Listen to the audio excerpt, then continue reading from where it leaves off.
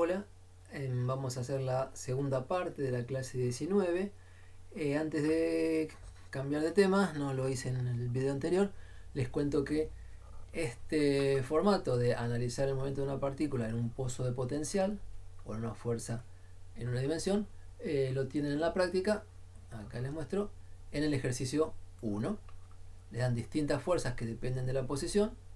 Con la fuerza ustedes pueden calcular las energías potenciales y con la gráfica de energía potencial reconocer si hay pozo o no hay pozo.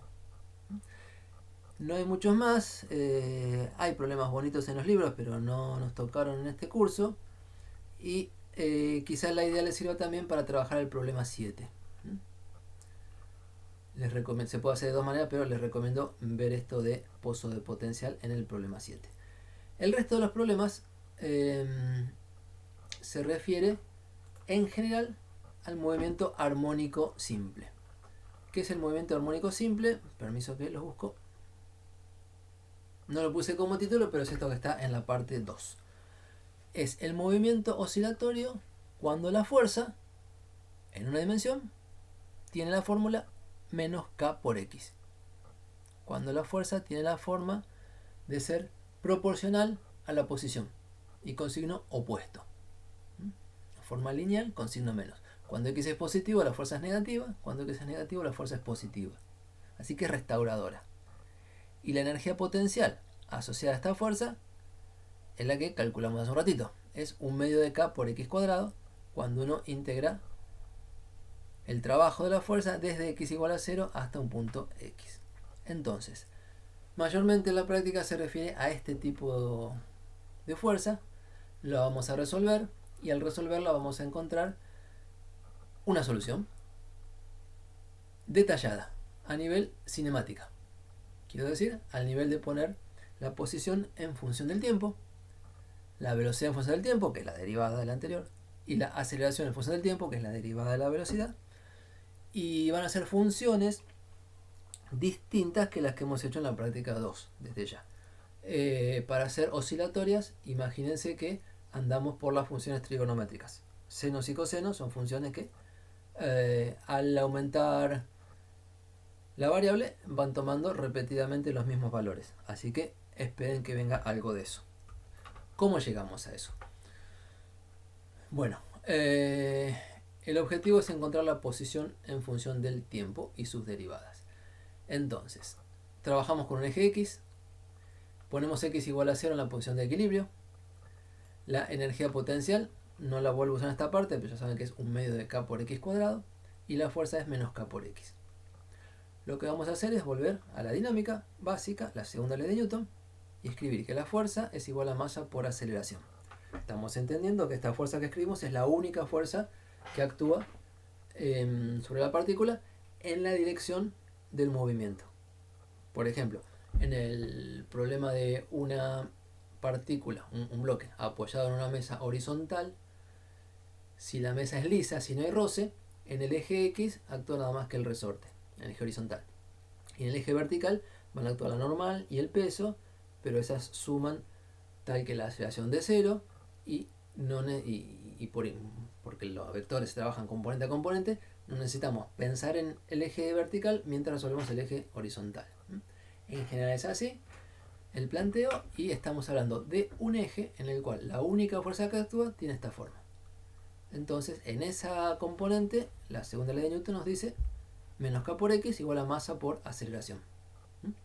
Donde X depende del tiempo y la aceleración también depende del tiempo. Nada nuevo hasta acá. El punto es que no podemos resolver acá cómo es la velocidad en función del tiempo y luego la posición en función del tiempo, integrando dos veces como hicimos otras veces. ¿Por qué no podemos? Bueno, si lo intentamos formalmente, la velocidad al tiempo t es la velocidad al tiempo 0, t0, más la integral entre t0 y t de la fuerza. Me comí un signo menos acá, perdón, tendría que haber un menos. La fuerza, que es menos K por X, dividido la masa. Perdón, que no está. Y bueno, lo vamos a poder hacer. Iría con menos, iría esto. La variable de integración es una t', a no confundir con el tiempo t de acá arriba. Pero el asunto es que la función que está acá adentro no la conocemos. O sea, la incógnita, ¿cómo es x en función del tiempo es parte del planteo. Entonces no podemos hacer la integral directamente. De repaso, podíamos hacerlo cuando la aceleración era constante. Podíamos hacerlo cuando la aceleración era cero. Podríamos hacerlo si conociéramos la fuerza en función del tiempo, como les comenté cuando empezamos con trabajo de energía en la clase 15. Pero si no conocemos eso, nos encontramos con un planteo elegante, bonito, pero que no se puede resolver. Esto hay que resolverlo de otra manera y existen otras maneras. Les cuento eso. Sería desde acá. Vamos a plantear el problema que tenemos escribiendo la segunda ley de Newton. Masa por aceleración igual a fuerza aplicada. Pero, entendiendo que esto es un problema donde la función x de t es una función desconocida. Así lo es, ¿no? Y entonces lo que tenemos acá recuadrado es una ecuación donde la incógnita es la función que queremos. No es una ecuación algebraica donde la incógnita tiene un valor numérico. Es una ecuación diferencial, así se llama. Es una ecuación diferencial donde la incógnita es una función. Buscamos una función x de t que puesta acá adentro, de los dos lados, satisfaga la igualdad. Y esta ecuación diferencial, bueno, se llama diferencial en particular, cuando en la ecuación interviene tanto la función como sus derivadas, o alguna de sus derivadas. Es una ecuación donde la incógnita es una función, no se despeja algebraicamente, se busca una función que reemplazada aquí satisfaga la igualdad, y al reemplazar necesitamos no solo la función, sino, en este caso, la derivada segunda. Eso es en general una ecuación diferencial. Repasamos el esquema general para ubicar que esta es un tipo de ecuación diferencial, y lo que vamos a hacer es apropiado para este tipo de ecuación diferencial y no para otras. Hay todo un mundo para estudiar ecuaciones diferenciales. Entonces, lo que tenemos acá es que, y como hay muchos tipos, conviene clasificarlas para ubicarse con cómo se trabaja. ¿Qué características tiene esta ecuación que permiten clasificarla? Sin hacer la teoría general, digo, como es este caso. Se dice que la ecuación diferencial es ordinaria. Ordinaria significa que la función incógnita, en este caso x de t, es función de una sola variable. Podría ser que tengamos una función incógnita, función de la posición, de x, de y, de z, de tres variables. Entonces se diría que es una ecuación diferencial en derivadas parciales. No nos metemos con eso, la nuestra es ordinaria. Se dice que la ecuación diferencial es de segundo orden. El orden es hasta qué derivadas aparecen.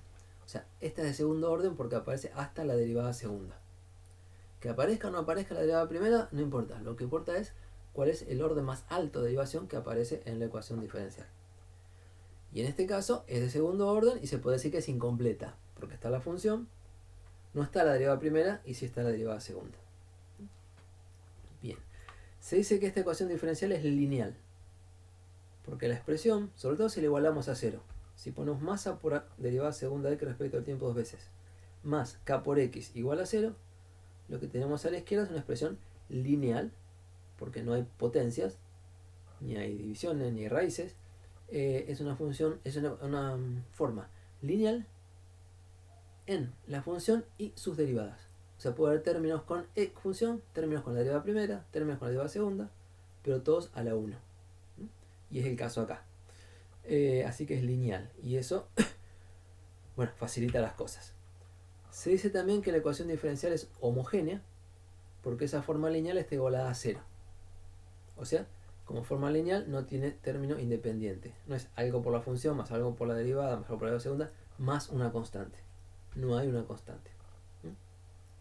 Y se dice que la ecuación diferencial esta, que estamos mirando, admite la forma normal porque se puede despejar la derivada segunda, la derivada de orden más alto. En este caso la derivada segunda.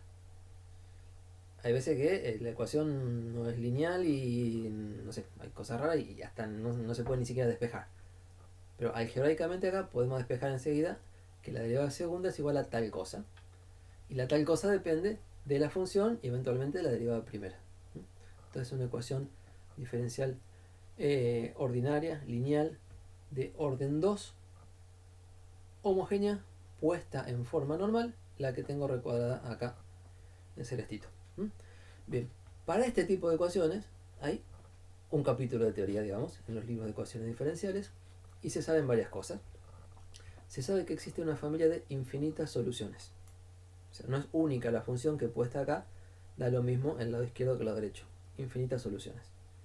Y esas soluciones forman una familia de soluciones. Se pueden escribir como funciones de la variable t que estamos hablando y dos parámetros libres. Dos, porque es de segundo orden. Entonces va a haber constantes indeterminadas. Los parámetros son valores constantes que no podemos decir cuánto valen hasta que pongamos más información. El conjunto de todas las soluciones posibles, esa familia de soluciones, se llama solución general. Y cuando uno tiene el conjunto de todas las soluciones, puede elegir una de esas fijando el valor de estos parámetros libres. Si hubiera dos parámetros a y b, bueno, cuando ponemos a igual a 1 y b igual a 7, tengo una solución. Cuando ponemos a igual a 8 y b igual a menos 2, tengo otra solución. ¿Se imaginan?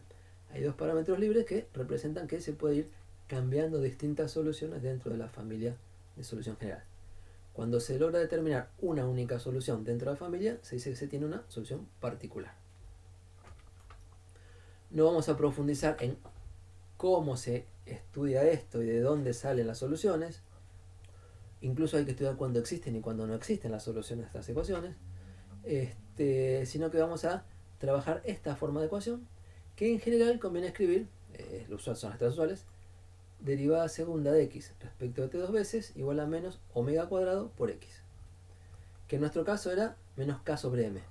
Pero en general pueden aparecer otras cosas ahí. Acá apareció k y apareció m porque hablamos de un bloque de masa m con un resorte de constante k. Quizá planteamos otro problema y la segunda ley de Newton nos dice, bueno, derivada segunda de x respecto de t dos veces igual a menos algo por x. Ese algo en general lo llamamos omega cuadrado, como todos los libros de matemática. Y no omega solo, sino omega cuadrado, porque omega solo después tiene interpretación. Y se puede poner menos omega cuadrado, que es una forma de enfatizar que teníamos allá arriba un coeficiente negativo para x. Era menos algo positivo, entonces menos omega cuadrado enfatiza que esto tiene un determinado signo. Si la ecuación fuera más omega cuadrado por x, bueno, las soluciones serían totalmente distintas. Entonces nosotros tenemos una ecuación de este tipo. Solamente este tipo de ecuación, no tipo, sino esta ecuación, vamos a resolver, o vamos a contar cómo se resuelve, y las soluciones son determinadas funciones. El problema definido por esta ecuación diferencial se dice que es un problema de movimiento armónico simple. Movimiento armónico simple. Y es el tipo más simple de movimientos oscilatorios, donde la función x de t repite y repite y repite un ciclo cuando el tiempo avanza. Ustedes tienen las notas, pueden ver cómo sigue, pero yo corto acá y los dejo para el próximo video con la forma de las soluciones.